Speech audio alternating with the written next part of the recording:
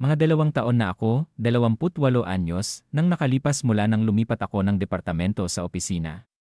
At dati-rati sa lumang department ko, ako yung taong kayang ayusin ang lahat. At ano bang napala ko ron, walang katapusang istorbo, unpaid overtime, tapos zero recognition tuwing panahon na ng promotion.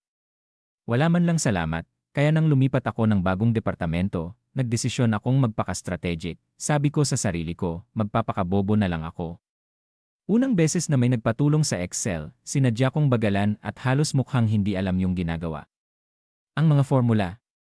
Mali-mali, nang may nagpatulong naman sa presentation, kunyari hindi ko alam kung paano maglagay ng animation.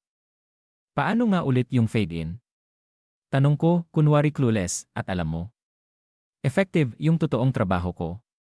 Naayos ko lahat, maayos at nabigay sa tamang oras. Pero yung mga quick favor lang o konting request lang na nauwi sa mega projects, wala nang lumalapit. Ngayon, tingin sa akin ng boss ko, maaasahan sa assigned tasks, period.